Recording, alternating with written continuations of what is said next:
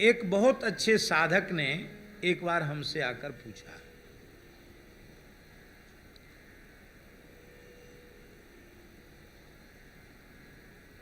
वृंदावन की बात है। उन्होंने पूछा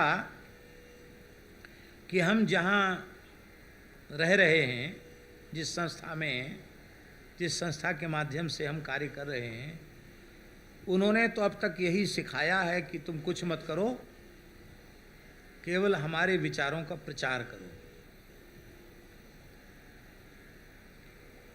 प्रचार करो, प्रचार करो, और फिर यहाँ कोर्स पूरा करो तो तुमको यहाँ फिर प्रचारक बना दिया जाएगा।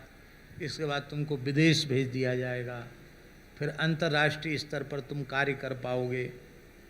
गीता का प्रचार करो, मुख का प्रचार करो, तमुख का प्रचार करो। अब समझ, अभी तक हम यही काम, अच्छे पढ़े लिखे व्यक्ति की बात बता रहे हैं आपको स्वामी जी। बोले अब, लेकिन वो बोले अब आपसे एक समस्या हो गई पैदा। क्या? बोले हमने आपकी कथा सुनना आरंभ कर दिया। अब कथा सुनना आरंभ कर दिया तो जहाँ रह रहे हैं वो कहते ये काम करो, और आपकी कथा में बार बार एक ही बात सुनने को मिलती है कि सब छोड़ के भगवत प्राप्ति के साधन में जुट जाओ। तो पहले प्रचार का काम करना चाहिए कि पहले भगवत प्राप्ति का कार्य करना चाहिए? क्या करना चाहिए? हमने कहा यद्यपि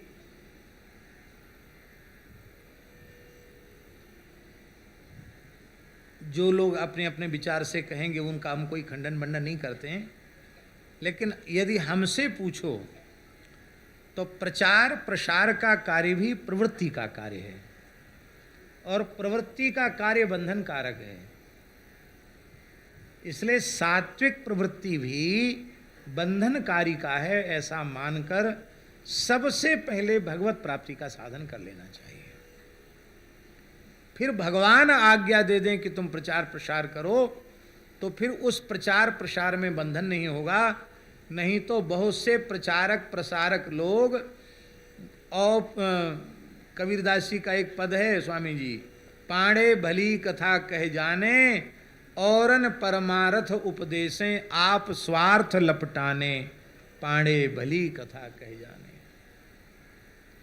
फिर इतनी उत्तम ज्ञान वैराग्य की चर्चा करके जीवन भर अविद्या माया के संग्रह में लगे रह जाते हैं, और फिर यश कीर्ति मान बड़ाई यही उनके जीवन का लक्ष्य बन जाता है। भगवान की प्राप्ति उनके जीवन का लक्ष्य नहीं रह जाता है। फिर कई बार यश कीर्ति और पुजाने की कामना इतनी ज़्यादा बढ़ जाती है कि जीवन में वास्तविकता तो है नहीं, तब लोगों को किसी तरह से आकृष्ट करना है, तब दंभ का, छल का, कपट का आश्रय लेकर के तरह तरह के स्वांग रचने लग जाता है, तरह तरह की बातें करने लग जाता है, और उसको लगता है कि इससे हम दूसरों को ठग रहे हैं, पर दूसरों को तो बाद में ठग रहा है, पहले स्वयं ठगाया जा रहा है। इसलिए सर्वोत्तम बात तो यह है कि पहले कार्य में भगवत प्राप्ति के साधन में लगे, अथवा कोई ऐसे भगवत प्राप्त समर्थ महापुरुष हों जो साधन के रूप में आपको आज्ञा दे दें कि अब तुमको हम ये साधन बता रहे हैं, यही काम तुम करो, तो उनकी आज्ञा मानकर प्रवृत्त हो जाओगे तो भी कुछ नहीं बिगड़ेगा। क्योंकि प्रचारकों की आगे चलकर क्या दुर्दशा होती है, इसके एक दो उदाहरण नहीं है, इसके सैकड़ों उदाहरण हैं। हम लोग जब अपने ग्रंथ देखते हैं तो उनमें एक बात सृष्टि के प्रकरण में बार बार कही जाती है। क्या? पहले तप करो फिर सृष्टि का विस्तार करो। अब कोई नहीं कहता कि पहले तप करो फिर सृष्टि का विस्तार करो। तो हमारे पुरखे पहले तप करते थे फिर सृष्टि विस्तार में लगते थे, तो उनकी प्रवृत्ति भी निवृत्ति के जैसी ही थी। प्रवृत्ति में रहकर भी वे पद्म पत्र मिवाम भसा की तरह एक विरक्त ऐषणा शून्य सन्यासी की तरह गृहस्थ होते हुए भी गेयस्य नित्य सन्यासी यो न द्वेष्टि न कांक्षति, इस अवस्था में पहुंच करके वे अपने आदर्श जीवन को व्यतीत करते थे। दास की ऐसी मान्यता है, हम अपनी मान्यता थोप नहीं रहे हैं आपके ऊपर, हमारा ऐसा मानना है कि सेठ श्री जयदयाल गोयनका जी, पहले उन्हें भगवान के चतुर्भुज स्वरूप का साक्षात्कार हुआ, फिर भी प्रचार प्रसार के काम में लगे, तो उनके द्वारा गीता प्रेस की स्थापना होकर कितना बड़ा कार्य हुआ। भाई श्री हनुमान प्रसाद पोद्दार जी ने पहले भगवान के मंगलमय चतुर्भुज स्वरूप का साक्षात्कार प्राप्त किया, इसके बाद वे संपादन की सेवा में लगे, तो उनके द्वारा मानव जाति का कितना बड़ा हित हुआ। परम श्रद्धेय स्वामी श्री राम सुखदास जी महाराज को भी हम अपने सरल विश्वास के अनुसार यही मानते हैं कि वे भगवत साक्षात्कार संपन्न महान तत्वज्ञानी महापुरुष थे। उनकी बिल्कुल प्रवृत्ति नहीं थी प्रचार प्रसार में। शेठ जी ने उनको ये साधन दिया, आज्ञा दी और कहा ये तुम्हारा साधन है, तुम्हें जीवन भर भगवान का प्रचार प्रसार गीता के माध्यम से करना है। और जिस दिन उन्होंने महाप्रयाण किया, उस दिन भी अपना अंतिम उपदेश देकर के ही वे गए हैं? हाँ, अच्छा, कल ही है, धन्य है। योगिनी एकादशी कल ही उनकी महाप्रयाण की तिथि है। तो कल तो बहुत उनकी तिथि है। ब्रह्मर्षि श्री देवराह बाबा सरकार की भी कल तिरोभाव तिथि है। और यहाँ के ऋषिकेश के एक महान अवधूत संत श्री बाबा अभिराम परमहंस मस्तराम बाबा, उनकी भी कल तिरोभाव तिथि। लो, तीन तो आज ही पता चली, स्वामी जी की और मस्तराम बाबा की और देवराहा बाबा की, तीन महापुरुषों की तिरोभाव तिथि है। स्वामी जी तो मना करके गए हैं कि हमारा कोई उत्सव महोत्सव, हमारे नाम की कोई चर्चा कीर्ति कुछ हमारी न गाई जाए। पर हमारे महाराज जी भक्तमाली जी महाराज, उन्होंने, स्वामी जी तो 2004 में गए ना, 5 में गए, और महाराज जी 2006 में गए, हमारे 1 वर्ष पीछे भक्तमाली जी महाराज। तो 2005 में ही भक्त वल्लभा टिप्पणी का संस्करण समाप्त हो गया था, तो बहुत उसकी मांग थी। तो हमने लोगों ने महाराज जी से प्रार्थना की, तो महाराज जी ने भक्त वल्लभा टिप्पणी छपाई। तो उस टिप्पणी में महाराज जी ने इतना सा अंश परम श्रद्धेय स्वामी राम सुखदास जी की चर्चा का भी लिखा। उस समय स्वामी जी पधारे ही थे, तो उनकी वसीयत का नाम भी लिखा, और महान त्याग वैराग्य संपन्न महात्मा थे, ऐसा उन्होंने महाराज जी ने थोड़ा सा स्वामी जी के बारे में लिखा है। तो पुस्तक छपने के पहले हम देखते थे, हमने देखा, तो हमने कहा महाराज जी ये स्वामी जी तो मना करके गए, और आपने यद्यपि कोई चरित्र नहीं लिखा है, लेकिन कुछ उनकी महिमा गरिमा प्रशंसा उनके कार्य कुछ तो आपने संक्षिप्त में लिखे हैं। भले इतने में लिखे हैं, पर लिखे तो हैं। तो महाराज जी मुस्कुराए और 2 बात कही उन्होंने। कहा, पंडित जी, लिखकर काटने की परंपरा नहीं है।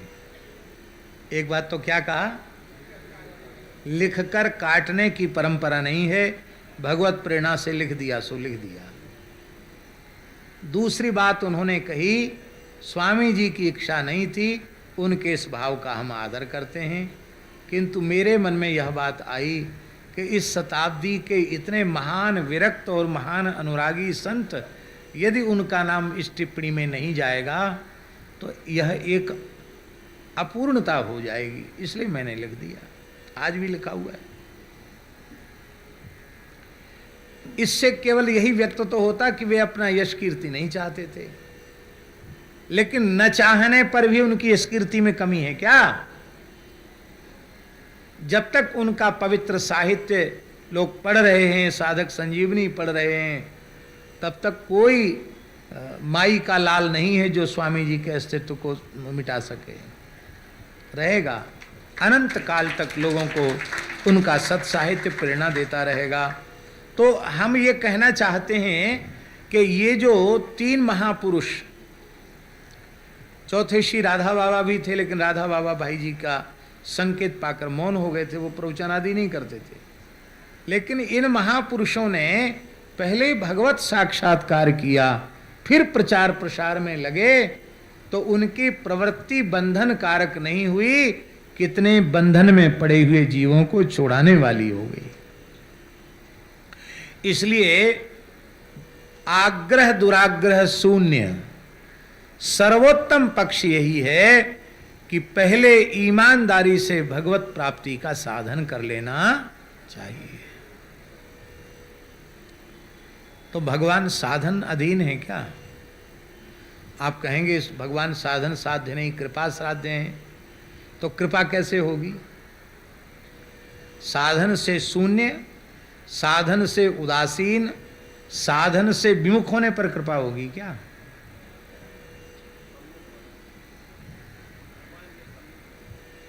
गोस्वामी जी के शब्दों में, मन क्रम बचन छाड़ी चतुराई, मन क्रम बचन छाड़ी चतुराई, भजत कृपा करी है रघुराई, भजत कृपा करी है रघुराई। मन क्रम वचन से चतुराई छोड़कर ईमानदारी से भजन करोगे तो भगवान कृपा करेंगे। इसका मतलब भजन करना चाहिए।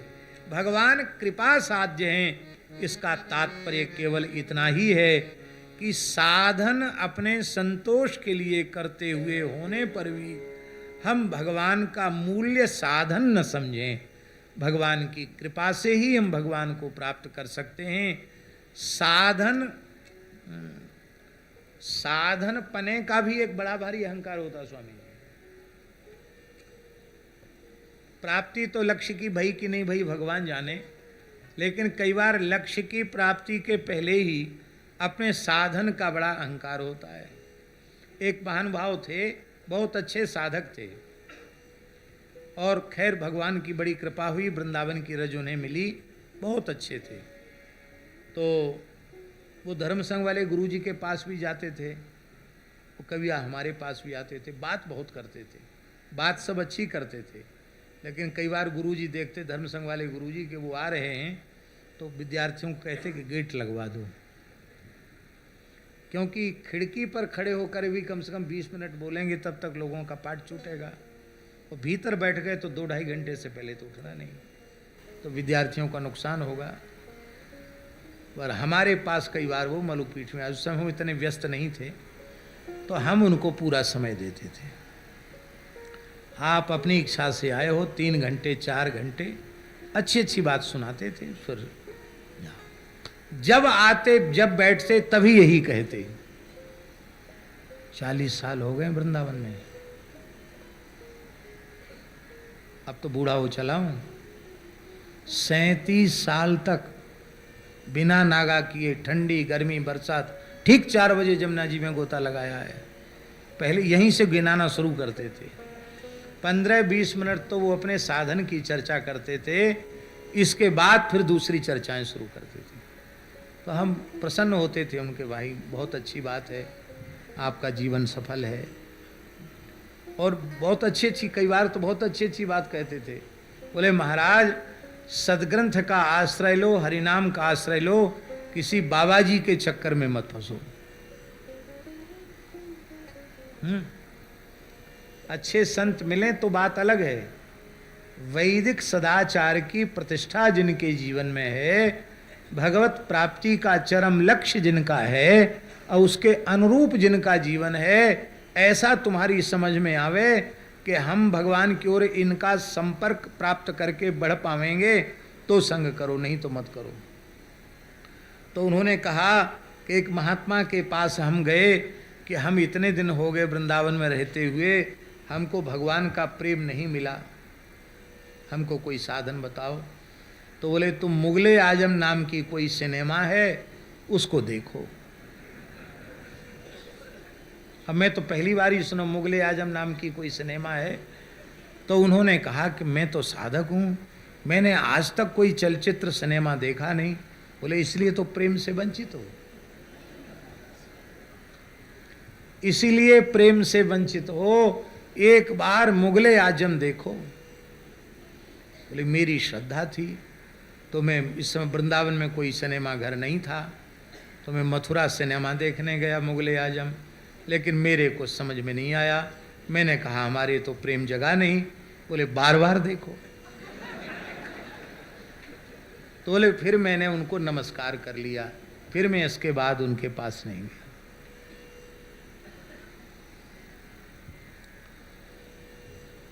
साधन का भी एक अहंकार होता है।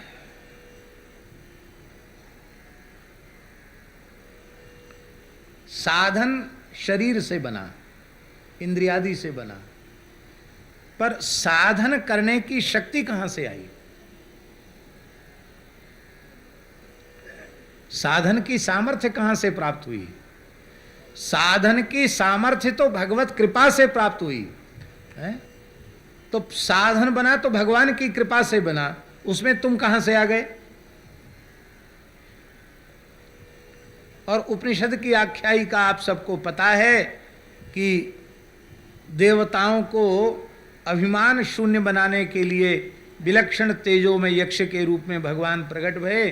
और सबसे पहले बोले, इंद्र ने कहा पता लगाओ, कौन पता लगाने जाएगा? अग्नि बोले हम जाएंगे। अग्नि गए तो भगवान ने उनसे बड़ी उपेक्षा पूर्वक पूछा, कस्त्वम? क्या कहा? नहीं कहना चाहिए था, हे जात वेदा, आप कहाँ से आए हैं, आपका परिचय क्या है? कस्त्वम, तू कौन है? ऐसे पूछा। तो अग्नि के अभिमान पर चोट पहुंची। भाई क्या बोलता है? जात वेदा हम। जात वेदा का अर्थ क्या है? महाभारत में लिखा है, वेदास्त्वदर्थम जातावई जात वेदा ततो ह्यसी। कितनी अद्भुत बात है।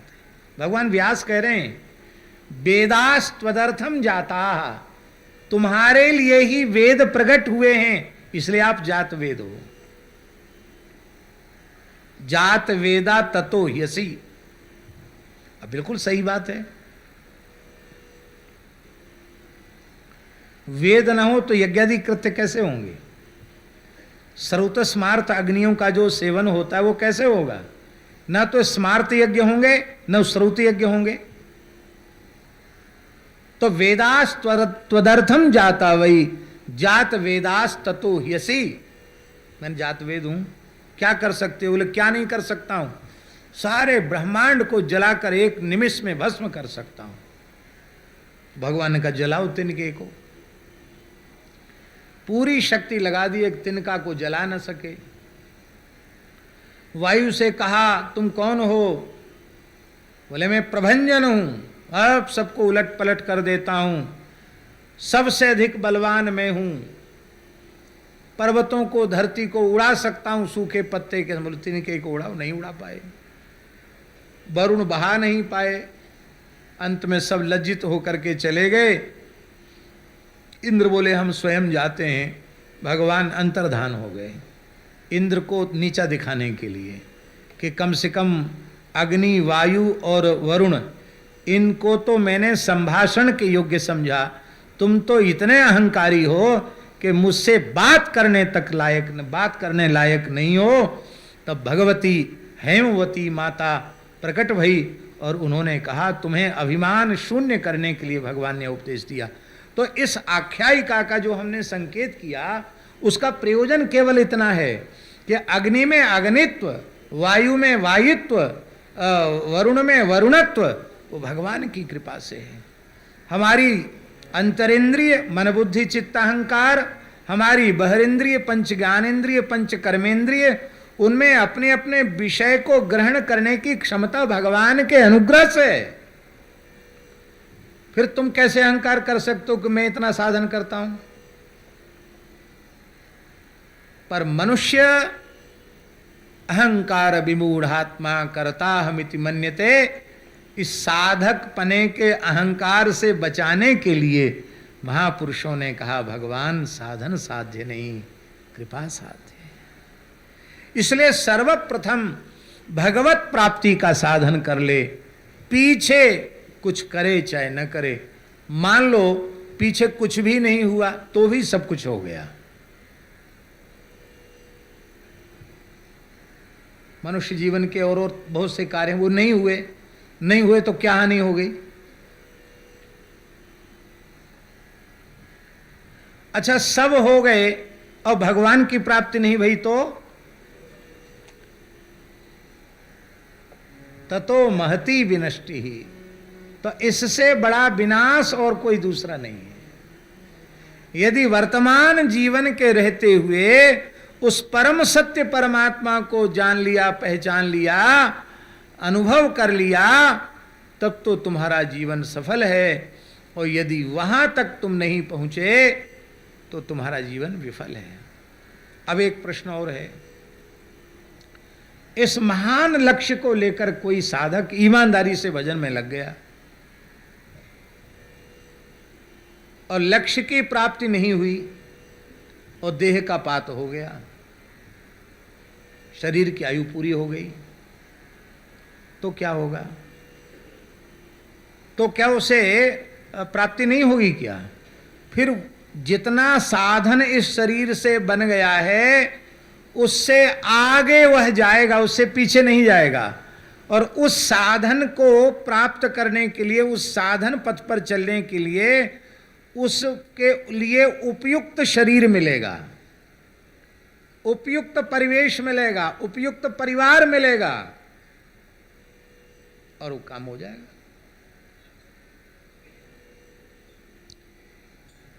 बहुत से लोग होते हैं वो एक ही परिवार में पैदा हुए हैं पर उनका बाल्यकाल से जीवन अलग प्रकार का है और उन्हीं के सहोदर भ्राता या भगिनी हैं, उनका जीवन अलग प्रकार का है और पिता माता एक ही है। तो इससे क्या अनुभव करना पड़ेगा? इससे अनुभव करना पड़ेगा कि जो जीव साधन में लग गया है, जब से होश आया तब से, इसका मतलब है उसका जन्मांतरीय साधन वहां तक का हो चुका था, इससे वो वहां आगे बढ़ रहा है।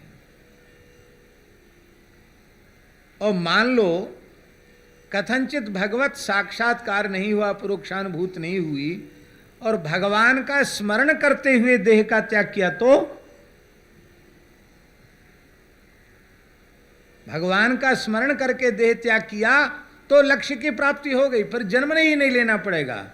क्योंकि भगवान कहते हैं कि मेरा स्मरण करके जो कलेवर का देह का त्याग करता है वह लौट कर संसार में नहीं आता है, माम एव एति, वो मेरे ही चरणों में पहुंचता है, वो संसार में कहीं अटकता भटकता नहीं। इसलिए भगवत प्राप्ति के साधन पथ पर ईमानदारी से चलने वाला हर अवस्था में मुनाफे में है, फायदे में है। और भगवत प्राप्ति के साधन पथ पर जो नहीं चल रहे हैं वो हर स्थिति में घाटे में है। चाहे जितनी ऊंची जाति में जन्म लिया हो, चाहे जितने पोथी पत्रा पुराण पढ़ लिए हों, चाहे जितनी पद प्रतिष्ठा प्राप्त कर ली हो, चाहे जितने धन का ऐश्वर्य का संग्रह कर लिया हो, यदि भगवान की प्राप्ति नहीं हुई तो तुम्हारा जीवन व्यर्थ है।